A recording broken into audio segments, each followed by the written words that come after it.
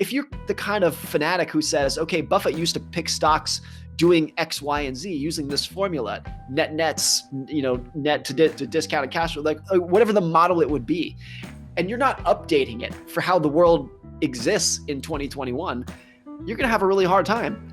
And I think this is true for Buffett and Munger as well. That if you look at how they invested in the 70s versus today, it's a lot different.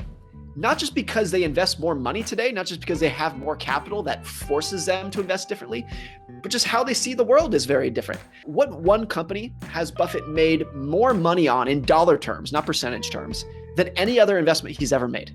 Do you know what it is? It's Apple. 10 years ago, Buffett would have said, I guarantee you and I could find a quote of Buffett saying like, I don't understand Apple, I couldn't do it 10 years ago.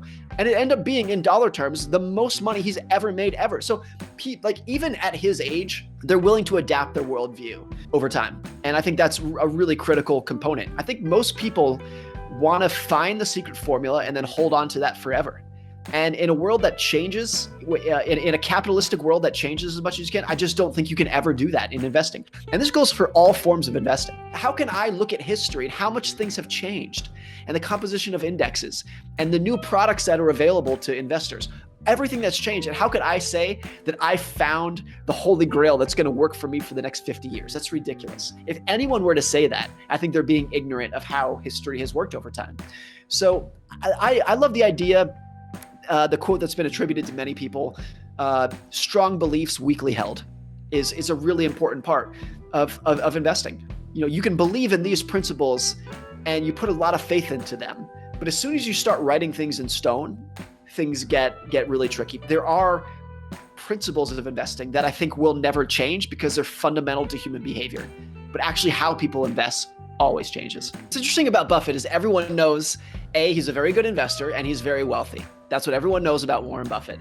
And if you dig into some of the numbers, that's all true, but it's a little bit more nuanced.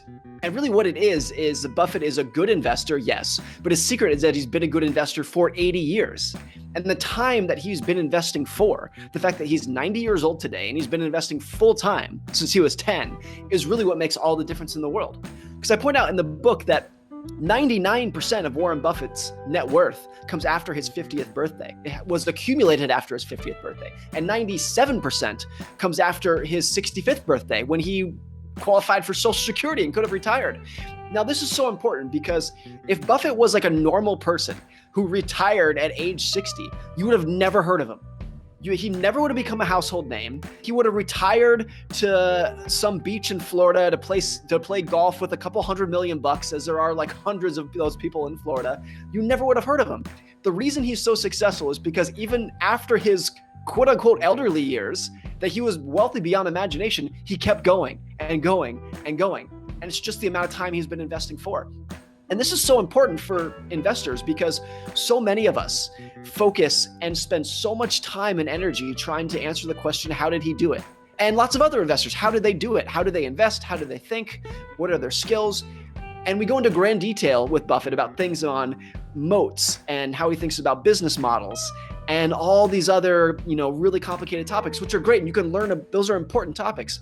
But the number one reason he's so successful and so wealthy is because of the amount of time he's been investing for, which I think it's almost too simple and basic for people to take seriously.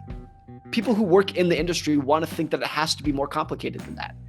And it's also kind of disheartening for some people to hear. Some people want to read a book and say, what is the secret that I can learn today that I can start putting to use tomorrow? That's what everyone wants, the secret formula.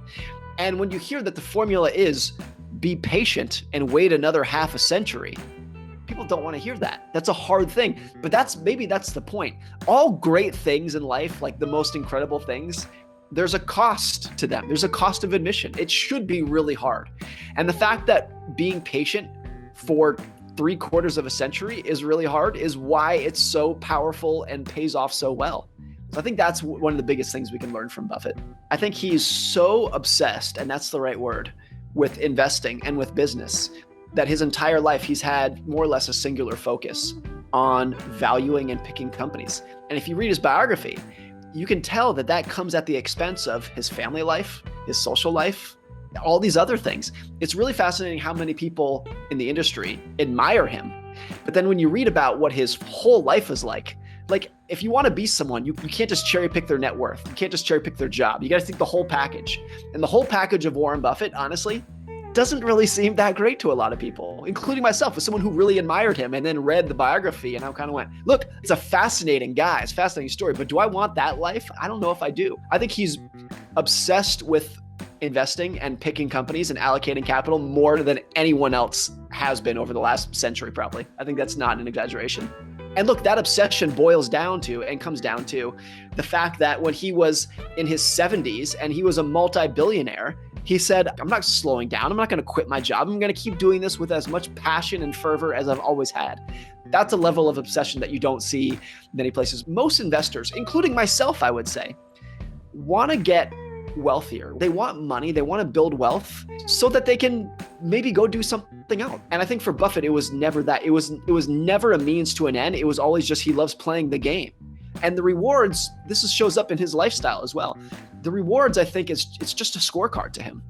The fact that he lives in the same house he bought when he was 25 years old shows that the wealth that's accumulating is just the scorecard of how he's doing. But I think he loves the game. He loves the process of picking stocks more than the outcome that's made him so wealthy. The idea of success being a lousy teacher, as Bill Gates says, is that success tends to give you an idea that you know what you're doing and that you know how the world works.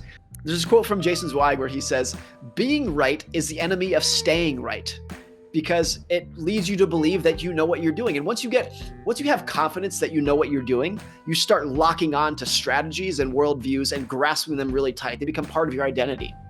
And then all of a sudden you're not able to adapt. You're not willing to adapt. Or if you're a business, you get fat and happy. You get lazy once you're so successful. And how many companies does that apply to? General Motors, AIG, Citigroup, you can go on down the list of companies that got fat and happy and they let things go. They let risk management slide away because they're too big to be able to manage it, or they just kind of got lazy. When I bring up those examples, it's not to poke fun at them, because I think this is a very universal human condition, that success brings a degree of laziness. And the companies and the people who are able to fight that are the unique ones. Those are the standouts. But the path of least resistance is that when you're successful is to say, okay, I can slow down now. I don't need to run as hard as I used to. I don't need to wake up at 4 a.m. in a cold sweat racking my brain because I've earned the success. That's what most people do.